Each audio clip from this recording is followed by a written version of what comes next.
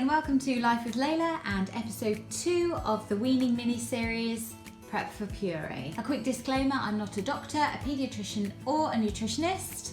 I'm a mum who has been through weaning twice with my two daughters, Scarlett and Ruby. This video is about my approach to weaning as I go back into the fray with my 6-month-old son, Jacob. Before we start, if you are just starting your weaning journey and you haven't seen the first video in this weaning series, I recommend you take a look to acquaint yourself the ins and outs of weaning, how to tell if your baby's ready, do's, don'ts, and some helpful equipment that you might want to get hold of. It also covers important aspects of safety, including choking and how to look out for allergies. The link to that video is below. So do take a look if that's something you haven't seen yet. Weaning onto solid food is recommended for 6 months, and a popular way to start feeding is using pureed food alongside the usual breast or formula feeding routine. So you don't need to alter that to start with. Weaning in the beginning is just experimenting, getting them to explore tastes and textures and work out what to do with their tongue. Some parents like to start with purees alone, especially if they're considering weaning before 6 months. Others prefer to go straight in with solid pieces of food, and there's a camp in the middle that likes to mix and match. You do whatever you believe is best, no way is right or wrong. Eventually, all babies will need to tackle solid chunks of food, but that doesn't have to be straight away if you're feeling nervous or uncomfortable. Hopefully this video can help you prepare pureed food for your little one at home. So first things first, you're going to need a food processor. We invested a bit more in one because we use it a lot for cooking and smoothies anyway, but the cheap little hand blender on the right is what I started out with, and it worked just fine. You'll want something to defrost your purees in, and these little jars were perfect for me. They're actually old glass yogurt jars with lids that I found in Aldi. I bought about 30 of them, so we were eating yogurt for about a week solidly. Now these are my favourite purchase. They're silicone-based freezer trays with 2-ounce sections, which is perfect for one little meal. You can also use them in the oven for making cake pops or savoury balls. They're so multifunctional. But you can equally use regular ice cube trays, silicone is always easier, or yogurt pots. But these were perfect for me, so I'll leave the link below if you're interested. Now to store your puree servings in the freezer, there are a couple of options. It's not my favourite option, but plastic freezer bags can hold plenty and are easy to cram in the freezer. The other option is to use reusable tubs. It depends how big your tubs are, how much space is in your freezer. What I'm still looking for is a cheap, space-saving, environmentally friendly solution, so let me know if you have any ideas in the comments. You might prefer to steam your vegetables instead of boiling, so for that you'll need a steamer. As you can see, I don't have a posh steamer, far from it. This is my rickety, ancient, hand-me-down steaming solution that doesn't even have a proper seal, but it does the job if I need it to. So that's the basic equipment covered. Now you just need some food. It's a good idea to start baby out on savoury flavours as well as a little bit of fruit. It's worth considering though that if you feed your baby too much fruit, it can cause an upset tummy and lead to some pretty epic poo explosions, speaking from experience. So watch out for that. Plus the sugar in fruit called fructose can cause damage to teeth if it's fed excessively, just like it would for you or I if we ate too much fruit. So make sure to balance out the fruit with lots of vegetable options too.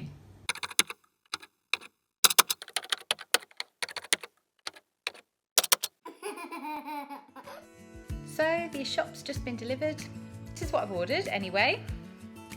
So I've got some sweet potato, the smallest Swede I've ever seen in my life, but that's enough. Some pears, some apple, butternut squash, and then got some mango. A quick thought about the frozen prepared fruit like the mango. It says on the packet that it's not suitable for refreezing once it's defrosted. So you have the option to blend it as you want it, which admittedly is a little messy and time consuming for 2 tablespoons of mango. Personally, I would blend it frozen with a splash of water portion it out and get it back in the freezer as quickly as possible so that the fruit doesn't get a chance to defrost and start to ripen, which I think is the reason you're not supposed to freeze it after defrosting.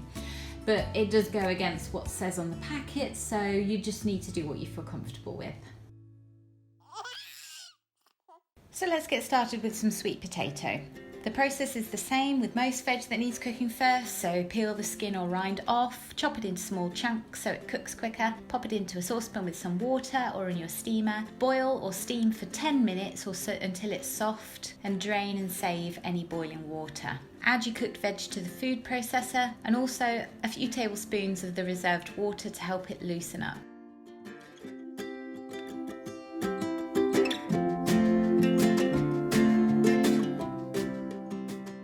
Blend it for 2 minutes and see what it looks like. As you can see, this is way too thick and stodgy, so you can add more water, or even better would be some breast milk or formula to cream up the veg a bit. Here I ended up adding about 3 ounces of formula to achieve a consistency I was happy with. Spoon your puree into freezer trays and pop it in the freezer. I usually leave it overnight.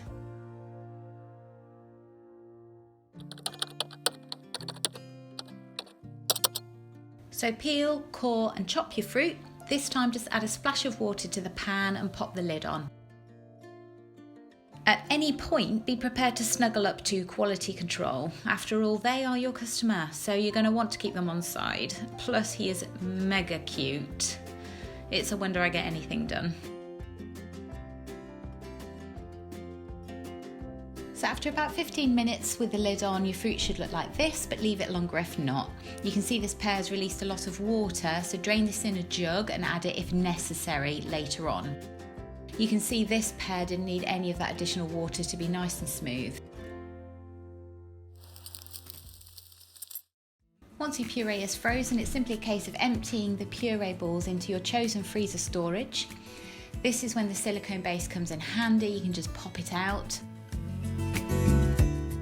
And it's worth remembering which is the pear and which is the apple, because they look very similar, and it wasn't until after filling the bag that I realised this is actually pear and not apple. Now you can do loads with the frozen puree balls, so never worry that you've made too much. You can add vegetable purees to your sauces and soups so nothing gets wasted. When you want to try more lumpy purees, you can always add some cooked chunks squished with a spoon into your smooth purees if you've got leftovers. So when you've made your purees and you're ready to feed one, you get your pot, you get a puree ball out the freezer, pop it in the pot, stick it in some hot water or in the microwave, whatever. Give it a stir every now and then just to make sure it's not too hot, and obviously check the temperature before you give it to little one, make sure it's not too hot. And that's it, and that has, saved you so much money. I've got the sweet potato, I managed to get 2 trays, so I got 20 balls there. That's 20 meals or 10 meals if you're, mixing and matching. One idea that goes down well with the whole family is to pop a fruit puree in a jar, top with full fat plain yogurt, which is lowest in sugar, and although made from cow's milk is absolutely fine from 6 months. Spoon some oats on top and leave in the fridge to defrost for a few hours.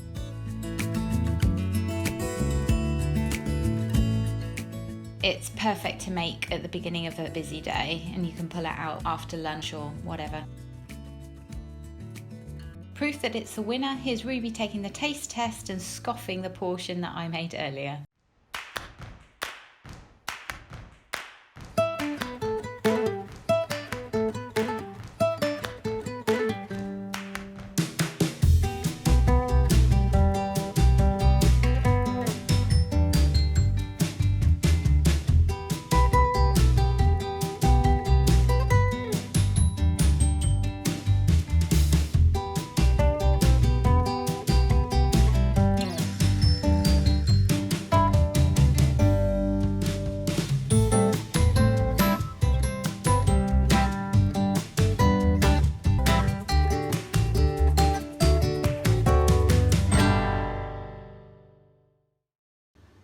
excited for you to start your weaning journey with your little one, whether that's just with purees or just with more solid food, or whether it's a mixture of the two.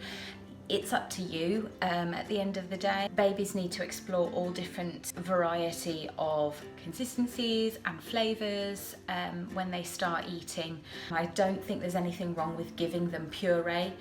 Also, it allows you to interact with them with the spoon as well. For those who've been parents before, you'll know that children do tend to go through a bit of a phase of lobbing food when you're out and about. It's kind of nice sometimes to know that you have control of the mess and you can just spoon feed them and they'll take it. So personally, I found that a mix of the two means that, you know, we can be a bit more flexible when we go out and not worry too much about making a huge mess at other people's houses or out and about. But obviously that's totally up to you, and both methods are great. I just kind of like mixing them up together. So I hope this video has given you a little bit of confidence to go ahead and try making purees for your own little one at home. In the next video of this weaning series, I'll be taking a look at how to prepare more solid food for your baby, whether that's following on from purees or whether that's just starting your journey from the beginning. So do join us for that. In future videos, I will be opening up the channel to parents, to experts, to talk about the ins and outs of weaning, about their experience, and where to turn to for support if you're struggling. We'll be sharing recipes and ideas, so please like and subscribe if that's something you'd like to be a part of. Thank you so much for joining me on this video, and I look forward to seeing you again soon on Life with Layla. Bye!